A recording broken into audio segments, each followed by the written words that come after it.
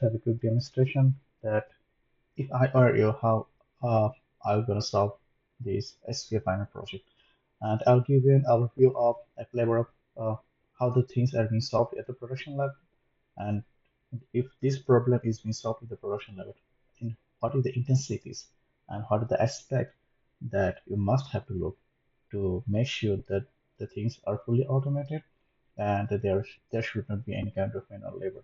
The first project is that you have to find all of the secrets into the Ansible and the Puppet configuration files, and then later you have to design a script that can find out all of the secrets within the each of this configuration file by itself. There could be thousands of configuration scripts and could be millions of secrets. So you have the thousands of configuration scripts and the millions of secrets, you definitely cannot replace all of this stuff manually. Then you require a complete automation script, the script that can gonna understand what does it mean by the secret, how the secret are being defined, and if this is a secret, whether this is a single line secret or the multi-line secret, and you may find that the some of the secret are already hashed, how you're gonna handle those stuff. And you also could find some EUID which may not be secret, which are not secret until you define to those to the secret. So, so these are the few steps that we gonna check if this problem is trying to be solved at the production level. That try to understand or try to find all of the Ansible secret and list me all of the Ansible secret that you have found into the Ansible script, but do not replace one. Find all of the secret that you have found for the puppet that and then list me those. But for now, don't replace those. Just give me the list of how many secrets that you have found. And some secret could be multiple, like you see in the vm.yml file, you'll find lots of secret. And the single line, this is the secret, this is the secret. We intentionally write it the secret, but this is the public key, this is the private keys, this is the multiple line secret. When you have the multi-line secret, then you have to define a logic that would understand or identify, okay, this is the multi-line secret, and this is the single line secret, and how we're gonna replace those stuff. And yes, you have to writing intelligent logic so the system could automatically understand and then learn that what does it mean by the secret. Is this a secret? And why we are calling this stuff is a secret. So that require a complete comprehensive understanding of the each of these different configuration script. The things in the Ansible could the secret that we are defining could have a different meaning than the stuff that in the Puppet. At the same time, there should be some kind of overlapping stuff too. Okay, these are the secret. Password is a secret.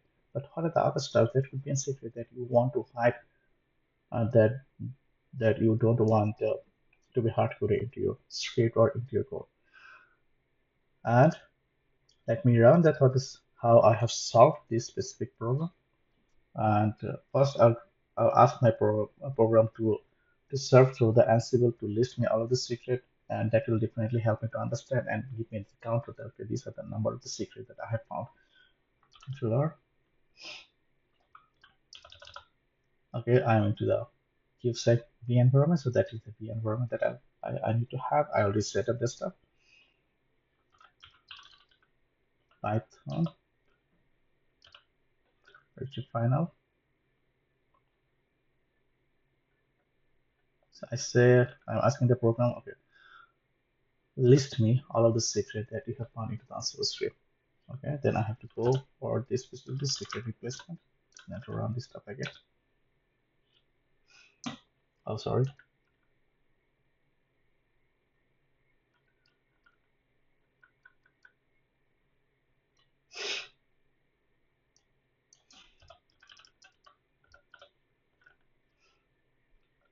So it's giving me all of the secret it has found into the Ansible directory, all of the Ansible script. I have the three Ansible scripts, the main.yml, use the secret.yml, and the bm.yml.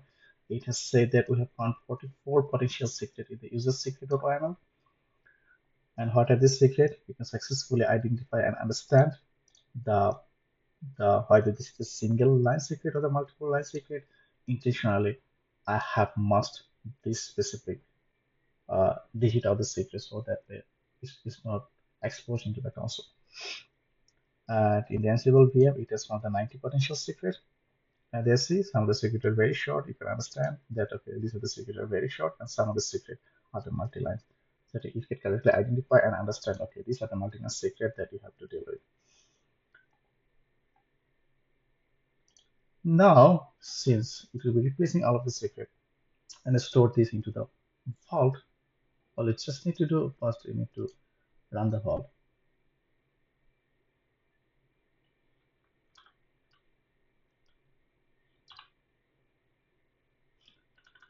Start the vault server. The vault server is running into, and we need that token from there so that we can log into the vault for your reference. Let me try to, so all of the secrets will be stored here under the, so have a look into the specific file path of that vault server. See the production level, okay, this is for the local deployment and the local development. For the production level, you might have some kind of advanced to other than the vault.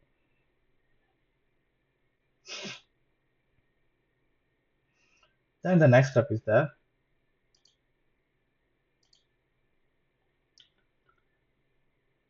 just try to replace all of the secrets. Okay.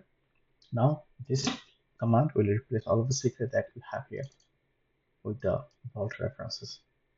That means every hardware secret will be gone.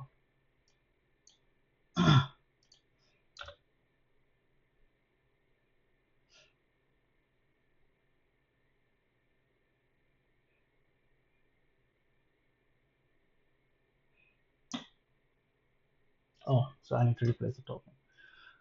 So this is the env file. I need to replace the token I had from the vault server.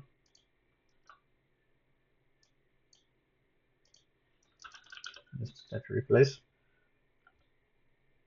So you see, it's doing some kind of batch processing. So in the secret, there could be enormous amount of secret. So without the batch processing, the things could kind of fail. So that is one of the most important part whenever you have the enormous amount of data and with a single logic, with a single approach cannot solve this, store all of these different secrets that is based on the thousands and millions of the configuration files into the vault, then try to do patching. That means in a certain batch, let's try to replace the 50 secret, the next batch, try to replace the next 50, the next batch, try to replace the next 50 until all of the secrets are being replaced. See, all of the secrets are gone. So it's being replaced with the vault secret vault. Everything's gone. Now, if we have a look into the secret, go to the secret, you see that these are all of the secrets that you have. Now, try to have a look into the puppet secret. So I ask that the program to go to the puppet. Puppet has the extension of the list only. So it's showing that okay, in the puppet files, I have found this kind of secret. And then the next part is that let's try to replace all of the puppet secrets with the vault references. See, it's also doing the batch processing. So replacing all of the stuff it has found, all of the secrets that it has found. And after the replacement, so you see that all of the secrets are being replaced with the vault references. Now they are the most important part. Let's try to retrieve this secret. Let's try to check that how many secrets that we have into the vault.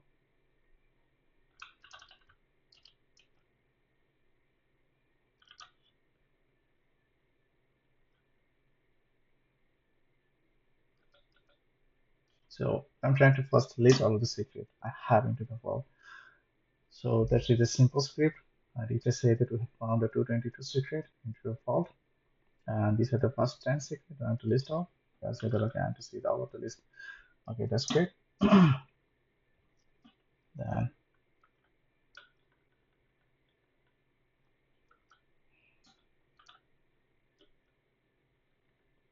if you really want,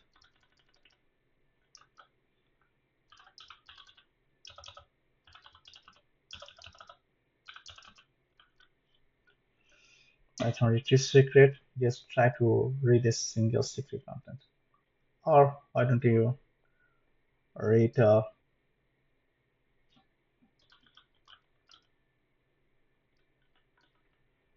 store all of the secrets into the CSV file. Just try to run this command. I try to extract all of the secrets that I have found into the vault and will store them into a CSV. So it has stored all the secrets into the CSV file, and that is the CSV file. So from there you can see, so the program is successfully not only storing the secret into the vault, but it could also successfully retrieve all the secrets. Not only retrieve the single line secret, it is also successfully retrieving the multiple line secrets. Okay. So this is the multiple line secret, this is the single line secret. So that is the first part of the project. The second part of this project, I'm giving a complex project. Suppose this is the QSec project. That could be any project. And the QSec master project, there's a requirement that you have to pass 5 randomly selected methods of your preferences. But what if I ask you, instead of passing the randomly selected 5 methods from all of the functions that have inside this project, uh, try to identify and understand what are the top most important Python files or the files inside this project, and not only the most important files inside the project, what are the most important and the most critical uh, methods of the functions within this project. And this way, when you have the listing of the most important files within the project and the most important methods and the functions within the project, that you could make a prioritization that, okay, so we need to find out the whether these important methods of the functions has any kind of ambiguity, bugs, or security issues. Let's try to fuzz those, try to understand how long they could resist and when they are breaking, and how we can fix those bugs that we have found into this critical Python file or files for the methods of the function. Now, if I ask you, okay, how we can identify what are the most important Python files of the project. So that is one of the most important tasks. You have to define an advanced algorithm and the tools and solutions. Give it, suppose I'm giving an unknown project, and that project has thousands of different files and 50 thousands of different methods that are out there, and it has the millions of lines. And from that complex file, if I ask you what are the most important functions that we should have a look into to check whether they have any kind of ambiguity, vulnerability, or the bugs, and what are the most important methods that we need to fix it to check whether they don't have any kind of security issues inside. So what I have decided, I have defined a tools. We call it the forensics tools.py, and this is the project directory. I say that okay, go to this project directory and find out all of the important stuff that you could find. Just run this. It's saying that I have found so many stuff. Python code with the forensics tools. These are all of the stuff that it has found. It has said that okay, we have found the 8 Python files to analyze. And these are the 8 Python files, the graph TNT. This is the 12 functions. The scanner, we have found the 59 functions. The forensics, we have found the 12 functions for the parser, 15 functions, main, 2 functions, pass, 13 functions, and the forensics batch, that is the batch that I have defined. And then it is surfing through each of these methods that it has found to understand and to identify, okay, what are the most important functions over there? How many functions you can identify, and how many, and who are the callers of this function? What are the users of these functions? Why this function is so important? And it is generating all of this report into the forensics report. Let's go to the forensics report, txt. So it's generating that, okay, these are the 5 most important functions: scanner, parser, constant, forensics, graph fast, that things I have designed main.py. And if you really want to fix or check any kind of ambiguity and the bugs, you have to look into this method. So my system is automatically generating this report for me. Now, if I have any kind of complex project, I simply run the script, and the script will automatically give me all of the top priority functions and the method that I should have a look to make sure that nothing, no bugs, no vulnerabilities is out there. So now from there, it will become easy for you that, okay, so instead of randomly choosing any of the methods, let's go with this because these are the most important things that we need to stick to. And it will also generate you a graph. Okay, this graph will help you to understand. Okay, these are the most important Python files that we need to have a look, and this is the heat map is generating that. Okay, so what is the most important Python files that we should have a look, and why these things are so important, and to understand and to identify what are the most important functions within this Python files. This is another graph that's been generated. Okay, so within these Python files, these are the important functions. If the functions may be somehow overlapping out there, that doesn't matter. Just have a look into the functions reported TST and you'll find the functions or methods that you have to work on. Then the next part is, so we have solved this, the advanced graph theory, given an unknown project with millions of files, thousands of millions of functions with the method. Let's get the most important. How would you rank? That means my solution that I have built is not only giving the list but also ranking them. So giving that the advanced graph to solve this. Now, the next important part is to set up your virtual environment and the script to simulate the workflow automation even before connecting to the workflow or test lookup. And that is very simple task. So I have, let me create a single project.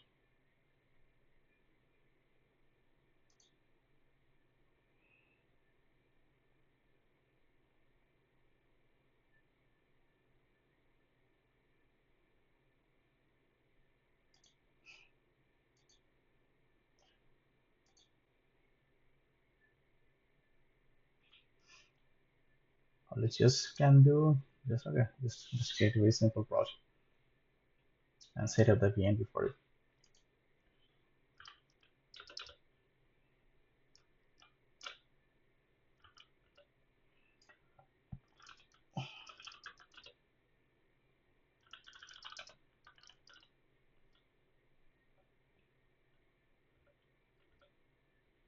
So I already have the test project, so all I just need to do is to open this test project.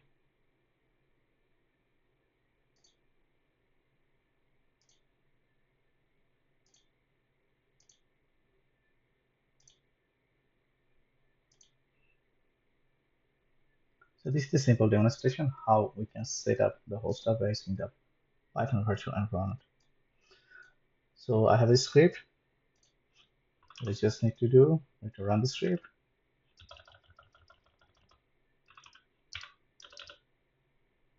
It's creating the virtual environment. If you're using the Mac, then follow the instructions that the script is giving. Then rerun again.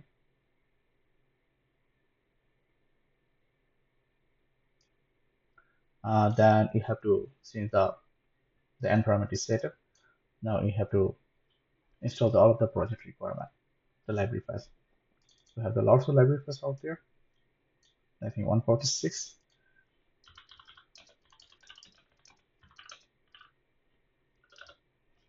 So the project stuff is done. So that's why you can this way you can set up the whole project within a fraction of a second by using the complete automation script. Now the next part is that set up the VNB and the script simulation before it's connecting to the workflow. Okay. Now you have to write since we are trying to make sure.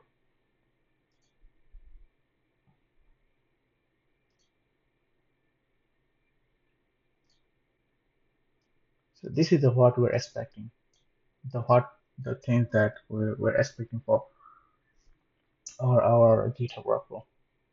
We'll design it to, we call it the pass.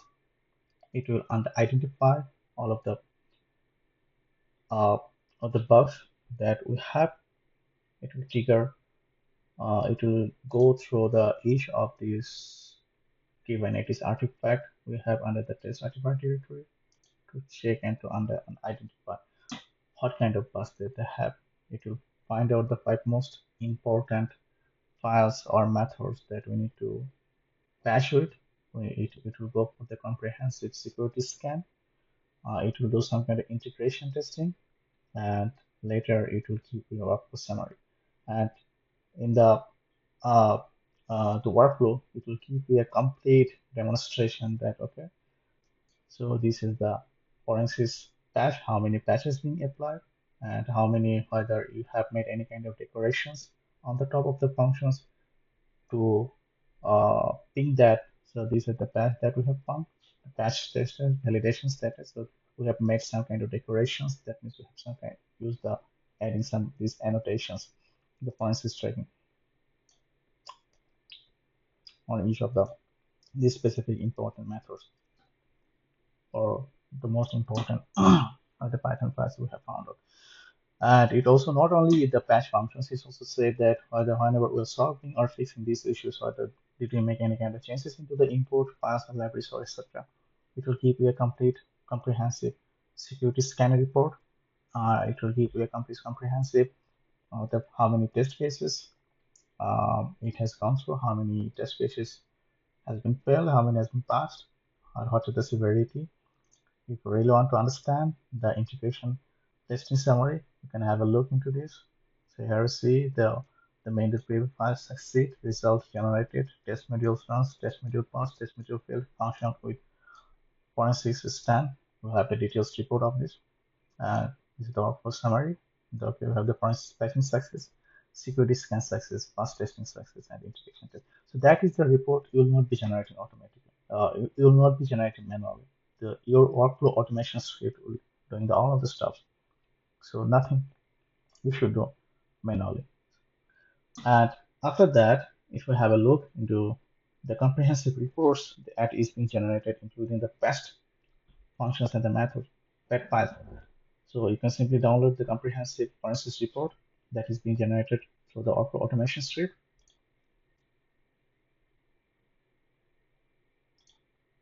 If I download it, you'll see that it's being generated.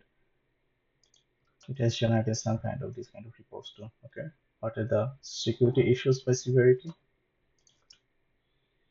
What are the 5 security issue types are there? And why the top security issues is found during the integration testing? And it's also generating a comprehensive report.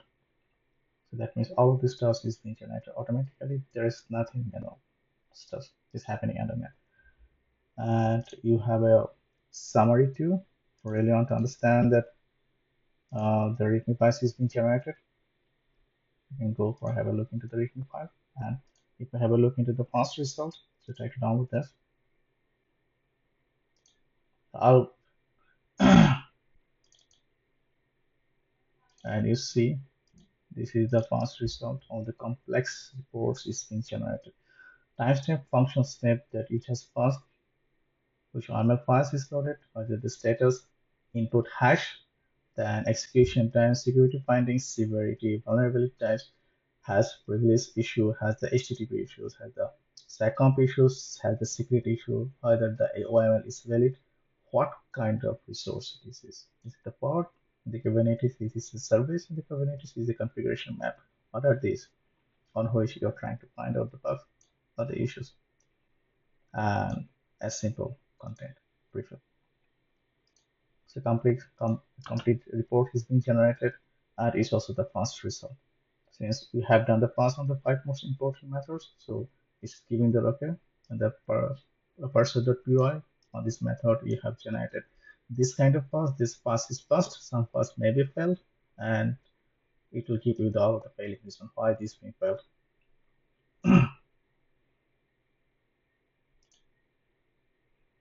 And the next thing, so our pass result is complete. It's giving you the comprehensive report at the same time the all the pass result. Let's go to the integration test result.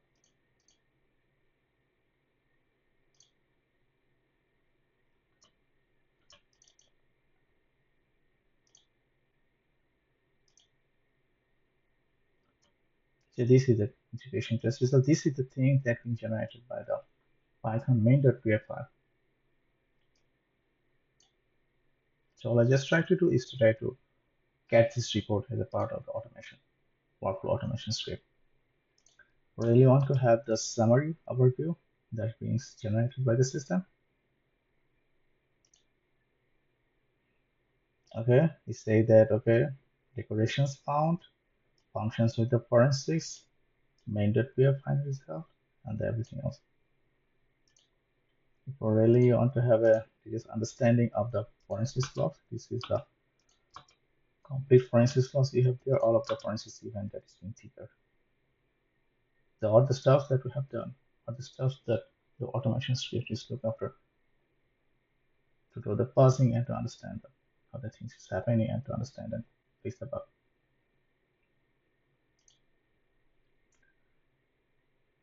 The next thing is that so you have found the bugs. Now you have generated the lots of logs, but that's not the end. You have to patch those things. You have to patch those files on which you have found the bugs or some kind of issues. Whereas the program is reporting that it has patched eight, eight. And out of the eight, you have made five decorations and the three imports.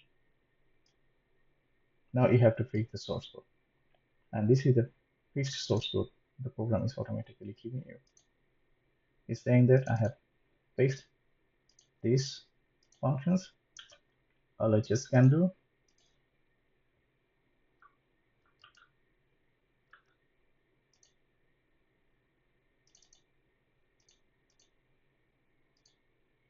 if we have a look into the decorations is being added or not, you see.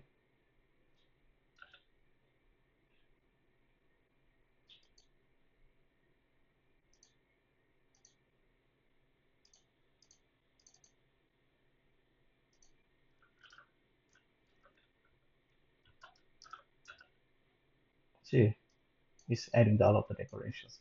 The points is straight. Similarly, it has made changes into, it has faced the scanner.py at the same time the processor that specific required functions at the math.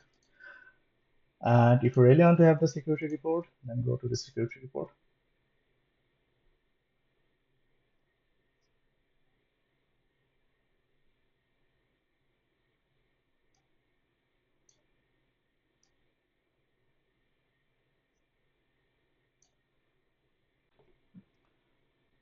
Okay, so into the security report, just try to download the security report and try to check how the reports have been generated.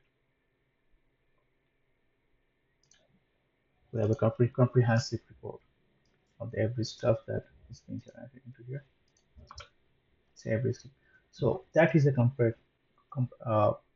that is a comprehensive workflow that you will do whenever you're working at the production environment, you're working for any kind of organizations. And that is the thing that I want to share with you that how these solutions are being built or are being done.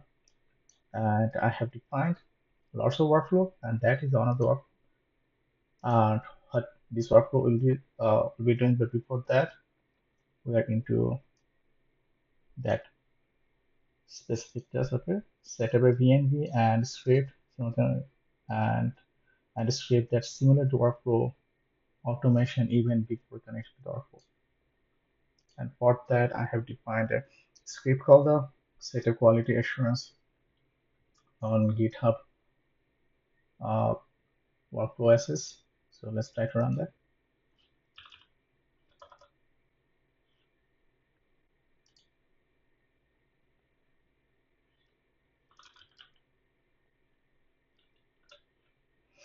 So it's been reporting so many stuff.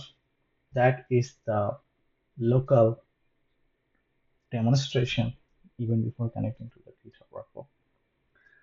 So you see that all the things is already reported. It has looked into the GitHub, try to check it, try to run the pass, try to run the forensics paper, applying the patches to each of these methods for each of these important files that the system has been detected. And, the following quality contributions have been installed. It has installed the GitHub. It is running the pass.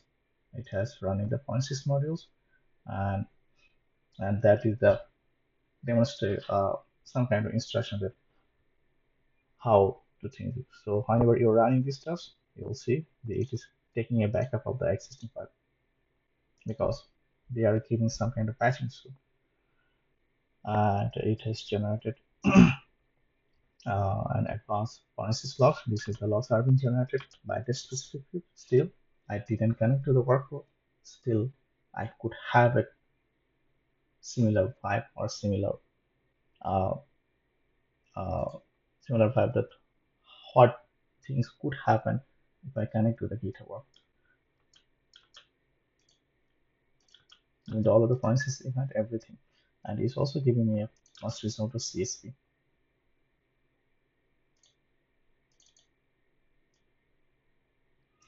So that is the things that specific script is doing.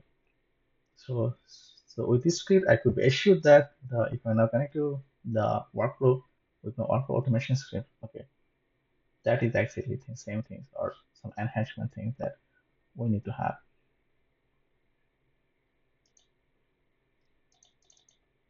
So after running this script, you see is they are adding all of the decoration stuff.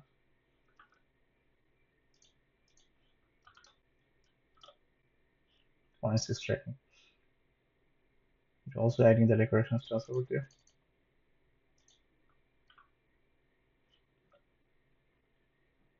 In fact, it has added the three decoration stuff, which is found that okay, these are the three things that we need to have a patch to. And for now, since I'll be connected to workflow, I don't need those stuff or simply deleting. Convert this back up to the original name, original BK.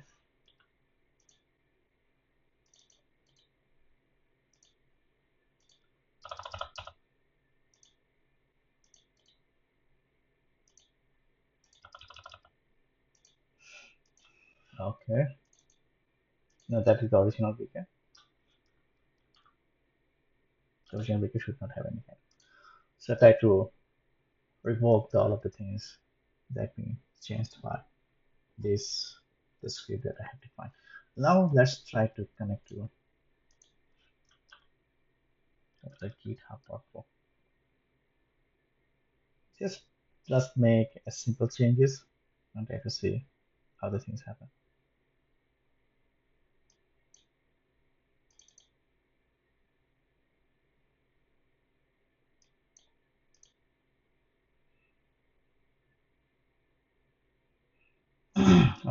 Let's make some changes into, let's see, I think that the changes are clear.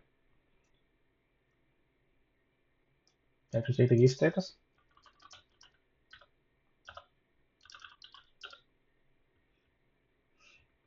Git add all.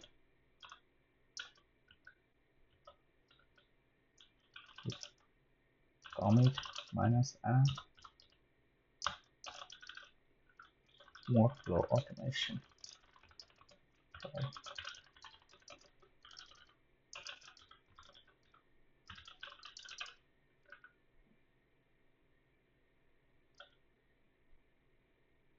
So he's saying that okay, running this control, so saying that no Python has been changed, it will not skipping the security because the Python file that all the stuff they could have the security into the main branch.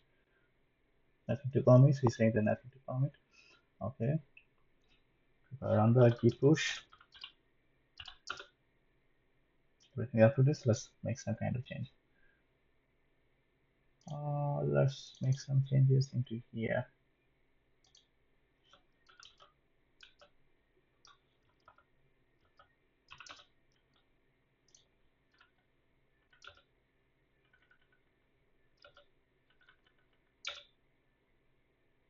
So it's running since I made some changes into the master create is the Python file. So it's automatically running the pre-commit, and in the pre-commit stage, I have made some kind of security assessment, and is automatically generating this security report. Okay, how are the things that we found? And by and the next, if we simply do the git push, whenever you run the git push, it will trigger this forensics integration, the script, the work automation script, though that is generating all of the stuff. that is generating the all of the stuff. Now you see, so whenever if you have a look into the action again, that things is been running. Now it's into the forensic patching, fast testing, integration testing, security scan workflow. If you're really interested, there's an advanced tool to look into it, even without accessing the GitHub tool. GH run list. You can check the status of the workflow. GH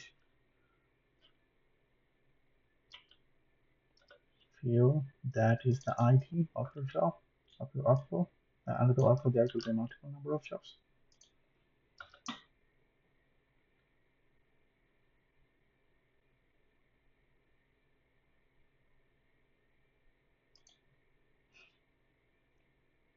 So you see, it's running the forensic patching.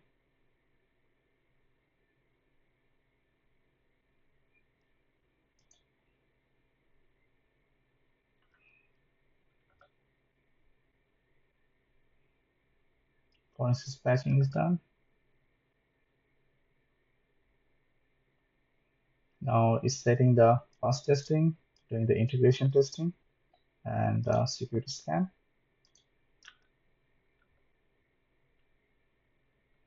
And these are the each of these individual job ID for this workflow.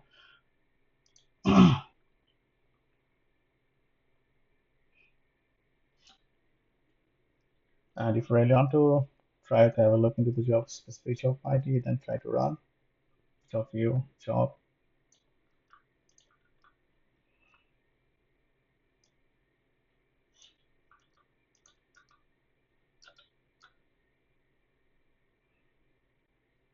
Also, that's job ID.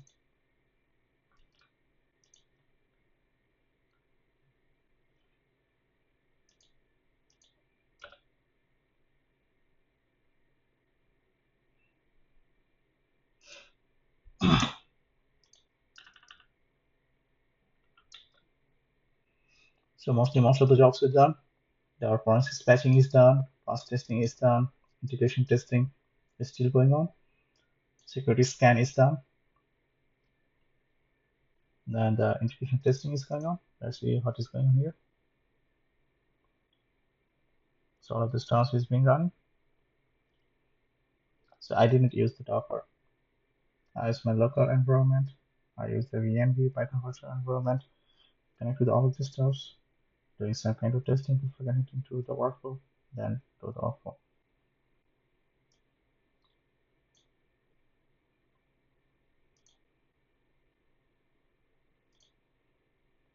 Now it's generating the workflow summary. That is important, but that is the things it's generated all of this code we have found.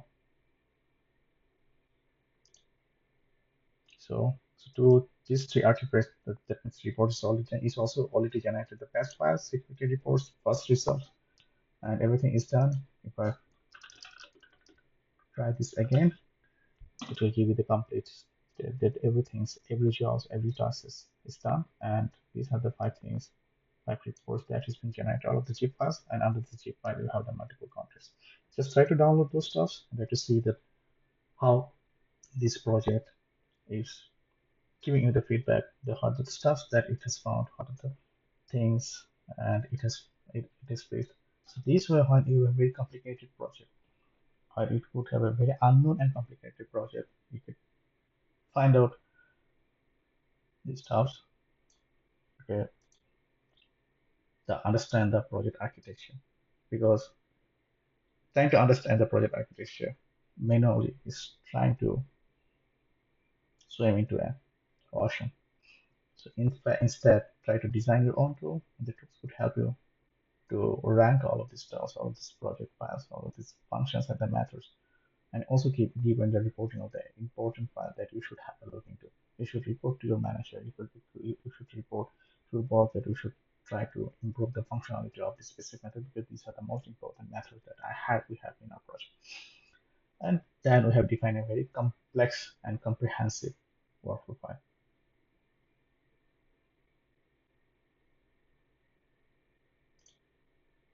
And this workflow file is giving me all of this support that we need to have. So that's how I built this solution for me. This is the comprehensive solution. If we can build like this would become an asset for you. You can refer that tool into your resume that I have designed that kind of that intense level comprehensive tool by myself, which will give you a thumbs up and ahead into your job interview. And you should not do anything manually. The most important part is to take the pressure of the automation, but once this automation is done, you'll feel the blossom of it. You'll see that thousands of jobs are become so easy. Within a fraction of a second, you're analyzing the every stuff. Thanks all.